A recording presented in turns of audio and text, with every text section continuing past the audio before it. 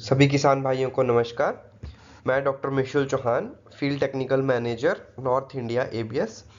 आज आपके सामने एक और टॉपिक लेके आया हूँ जिस पे आज हम डिस्कस करेंगे management of heat stress in dairy cause.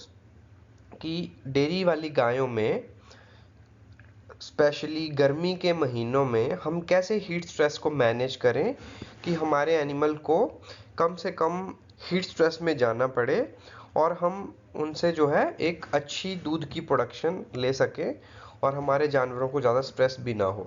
तो कैसे हम हीट स्ट्रेस को मैनेज कर सकते हैं उस पे आज हम बात करेंगे। सबसे पहले हीट स्ट्रेस क्या होता है? तो हीट स्ट्रेस जो है एनिमल में तब होगा जब एनिमल जो है उसकी बॉडी के मेटाबॉलिज्म में वो बॉडी की हीट को बाहर डिसिपेट नहीं कर पाएगा, बाहर बॉडी से नहीं निकाल पाएगा इफेक्टिवली। तो उस कंडीशन में एनिमल में हीट स्ट्रेस देखने को मिलता है। और एनिमल में बॉडी में जब हीट बनेगी वो बाहर नहीं निकाल पाएगा तो ऑब्वियस है अंदर एनिमल का टेम्परेचर जो है बढ़ेगा और वो हीट स्ट्रेस जो है महसूस करने लगेगा। तो ये कंडीशन कब होती है? जब बाहर का टेम्परेचर और ह्यूमिडिटी बहुत ज़्यादा होती है। जब जब बाहर का टेम्परेचर 37-38 डिग्री से ज़्यादा जाएगा, ह्यूमिडिटी इंडेक्स बढ़ेगा। ह्यूमिडिटी जो है, ह्यूमिडिटी की प्रतिशत परसेंटेज की बात करें, जब वो हवा में मॉइस्चर बढ़ेगा और टेम्परेचर बढ़ेगा तो उन दोनों कंडीशन में एनिमल में बॉडी से हीट बाहर नहीं निकल पाएगी और एनिमल हीट स्ट्रेस में आ जाएगा। तो इसे मापने के लिए कि एनिमल में हीट स्ट्रेस है कि नहीं, इसमें हमें टेम्परेचर ह्यूमिडिटी इंडेक्स को मापना पड़ता है, जो कि एक मशीन की हेल्प से हम देख सकते हैं अपने फार्म पे। तो वो THI की वैल्यू अगर 72 से ज़्यादा आती है तो आप समझ लीजिए कि एनिमल को जो है हीट स्ट्रेस होने लग जाता है 72 की वैल्यू के ऊपर। और उसका कंफर्ट जो है, एनिमल का कंफर्ट जो है वो सफ़र होगा और एनिमल की मिल्क प्रोडक्शन, दूध का उत्पादन में कहीं ना कहीं गिरेगा। तो क्या क्या इम्पैक्ट हीट स्ट्रेस की वजह से डेयरी में आते हैं, एनिमल की बॉडी में, फिजियोलॉजी में क्या क्या चेंजेस आती हैं? तो सबसे ज़्यादा जब भी एनिमल में हीट स्ट्रेस होगा उसकी रेस्पिरेशन रेट, सांस लेने का दर या सांस लेने का रेट बढ़ जाएगा और उसका जो बॉडी का टेम्परेचर है वो भी राइज करने लग जाएगा। दूसरी चीज़, उसकी हार्ट रेट, हार्ट बीट जो है फास्ट हो जाएगी। ये सब चेंजेस की वजह से उसकी फीड इनटेक कम हो जाएगी क्योंकि एनिमल हीट स्ट्रेस में है, वो ऑलरेडी उसमें स्ट्रेस हार्मोन्स का बनना स्टार्ट हो चुका है। तो उसकी वजह से क्या होगा, एनिमल की इनटेक कम हो जाएगी, फीड इनटेक कम हो जाएगी, घास कम खाएगा, साइलेज कम खाएगा और उसकी वजह से एनिमल जो है, अच्छी घासी प्रोडक्शन वाला एनिमल, दूध में उसकी एनर्जी लॉस होती जाएगी और वो नेगेटिव एनर्जी बैलेंस में चला जाएगा, एनर्जी डेफिसिट में चला जाएगा।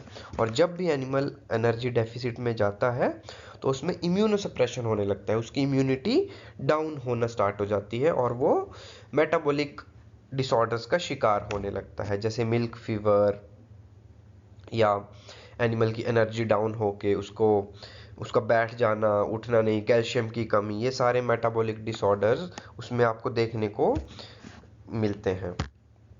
तो जब भी फीड इनटेक कम होगी तो ऑब्वियसली एनिमल में एनर्जी बैलेंस कम रहेगा, तो एनिमल में दूध की प्रोडक्शन कम होगी क्योंकि दूध में बनने वाले, दूध में जो पोषक तत्व हैं वो बॉडी को नहीं मिल पाएंगे, बॉडी कंडीशन टूटेगी और दूध की यील्ड कम हो जाएगी। और लॉन्ग टर्म में हम देखें, लंबे समय का इम्पैक्ट देखें तो उन एनिमल्स में कहीं ना कहीं फर्टिलिटी इश्यूज भी आने लगेंगे, एनिमल हमारे कंसीव भी नहीं करेंगे।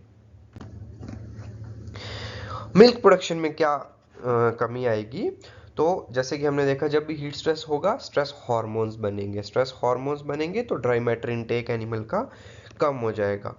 तो जैसे कि हमने THI की बात की थी, टेम्परेचर ह्यूमिडिटी इंडेक्स 72 तक ही होना चाहिए। 72 के बाद हर एक यूनिट इंक्रीज होने पे 4% मिल्क यील्ड कम होती है, सॉरी, हाँ, 4% ड्राई मैटर इनटेक कम होगा और 3% मिल्क यील्ड कम होगी हर 1 डिग्री टेम्परेचर ह्यूमिडिटी इंडेक्स के बढ़ने से। मतलब 72 से अगर 73 भी हो जाता है तो एनिमल को 4% ड्राई मैटर इनटेक उसकी कम हो जाएगी और 3% मिल्क यील्ड कम हो जाएगी। तो आप खुद में सोचिए हीट स्ट्रेस कितना नुकसान इकोनॉमिक रूप से हमें मिल्क प्रोडक्शन में और पैसे की फॉर्म में करके देता है।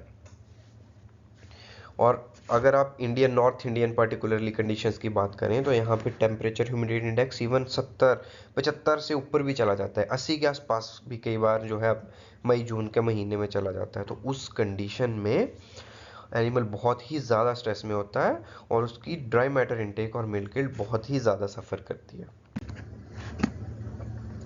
इकोनॉमिक इम्पैक्ट जैसे कि हमने बात की, तो जब भी एनिमल हीट स्ट्रेस में होगा तो मिल्क यील्ड एस्टिमेटेड से 30% तक मिल्क यील्ड कम हो सकती है। अगर कोई एनिमल 40 लीटर दूध देता है तो वो 20-25 लीटर तक ही आ जाएगा, 15 लीटर तक की कमी उसमें हमें देखने को मिल सकती है।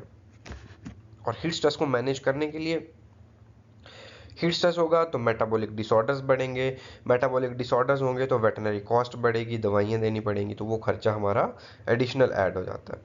मिल्क की क्वालिटी भी कॉम्प्रोमाइज़ करती है, एक तो उसकी क्वांटिटी कम होगी, क्वालिटी में फैट प्रोटीन सब कम हो जाएंगे और सोमैटिक सेल स्कोर बढ़ जाएगा, जिससे कि मेस्टाइटिस के चांसेस होना स्टार्ट हो जाते हैं। तो सारी चीज़ें मिला के एक ह्यूज इकोनॉमिक बर्डन फार्मर पे डालते हैं।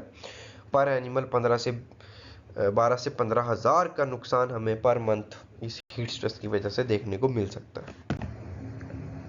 मैनेजमेंटल स्ट्रेटजीज, तो मैनेजमेंट सबसे इंपॉर्टेंट है कि हम हीट स्ट्रेस का मैनेजमेंट कैसे करें। तो बहुत ही कुछ की पॉइंट्स हैं जिनका हमें ध्यान में रखना पड़ता है। जब भी आप शेड की कंस्ट्रक्शन करें, शेड की डायरेक्शन बहुत इंपॉर्टेंट है। डायरेक्शन हमेशा ईस्ट वेस्ट ओरिएंटेशन में हो। ईस्ट साइड से वेस्ट साइड को आपका फार्म लंबाई में लॉन्गिट्यूडनल एक्सिस में होना चाहिए। नॉर्थ साउथ को कभी भी फार्म की डायरेक्शन नहीं होनी चाहिए। ईस्ट वेस्ट को डायरेक्शन होगी तो जो डायरेक्ट सनलाइट का एक्सेस है वो एनिमल्स को कम होगा और एनिमल्स कम हीट स्ट्रेस में जाएंगे। शेड की हाइट बहुत इंपॉर्टेंट है। सेंटर से शेड की हाइट 24 फीट मिनिमम होनी चाहिए। और साइड से, जब हम साइड की बात करते हैं, जहाँ पे ख़त्म होता है शेड वहाँ पे एटलीस्ट 15 फुट की हाइट साइड से शेड की होनी चाहिए। और रूफ के डिज़ाइन में ऊपर जो है गैप होना चाहिए ताकि जो गर्म हवा है ऊपर गेबल रूफ के डिज़ाइन से हवा जो है क्रॉस हो सके। तो ये चीज़ का हमें बिल्कुल ध्यान में रखना है। दूसरी चीज़, शेड के आसपास नेचुरल शेड्स आप जरूर लगाएं। शीशम या नीम के पेड़ों का इस्तेमाल आप लगा के कर सकते हैं ताकि छाया जो है कंटिन्यूस बनी रहे। दूसरी बात, नॉर्थ इंडिया में पर्टिकुलरली मई से लेके जून जुलाई अगस्त तक फैंस वेंटिलेशन की बहुत ज़्यादा आवश्यकता होती है। तो हाई स्पीड फैंस, स्प्रिंकलर और फॉगर्स का हमें यूज़ करना पड़ता है। मई जून के मंथ्स में ड्राई हीट का पीरियड होता है, ह्यूमिडिटी इतनी ज़्यादा नहीं होती है, उस टाइम पे हम स्प्रिंकलर्स का यूज़ कर सकते हैं, फॉगर्स का यूज़ कर सकते हैं और उसके बाद फैंस का यूज़ कर सकते हैं। साइकिल में हर 3 मिनट तक स्प्रिंकलर चलाइए, फुहारे चलाइए और उसके बाद 3 मिनट के बाद उसको बंद करके 12 मिनट तक हाई स्पीड फैन चलाइए। और बहुत ज़्यादा गर्मी के घंटों में आप इस साइकिल को फॉलो करके अपने एनिमल्स का हीट स्ट्रेस कम कर सकते हैं। एक और चीज़ ध्यान में रखनी है कि स्प्रिंकलर और फॉगर्स का यूज़ सिर्फ ड्राई हीट मंथ्स में करिए। अप्रैल से लेके जून तक। जुलाई अगस्त के महीनों में ह्यूमिडिटी ज़्यादा होगी, हवा में मॉइस्चर ज़्यादा होगा। अगर उस टाइम पे आप स्प्रिंकलर्स और फॉगर्स का यूज़ करेंगे तो ह्यूमिडिटी और बढ़ जाएगी और जानवर को ब्रीदिंग डिफ़िकल्टीज हो सकती हैं, तो वो चीज़ हमने नहीं करनी है। तो उस चीज़ का भी हमने ध्यान रखना है। दूसरी बात, ठंडे पानी की सप्लाई 24 घंटे रहे। एक होल्स्टीन एनिमल, एचएफ एनिमल की बात करें तो वो कम से कम 150 लीटर तक पानी जो है गर्मी में पी सकता है। 500 से 600, 5 से 6 क्विंटल की बात करें तो हर टाइम उसे 2400 घंटे उसे ठंडा पानी जो है अवेलेबल होना चाहिए। फीडिंग का टाइम बहुत इंपॉर्टेंट है। ठंडे घंटों में आप फीडिंग करवाएं। 60 से 70% राशन कूलर आवर्स में आप राशन जो है सप्लाई करें, फीडिंग करवाएं एनिमल की।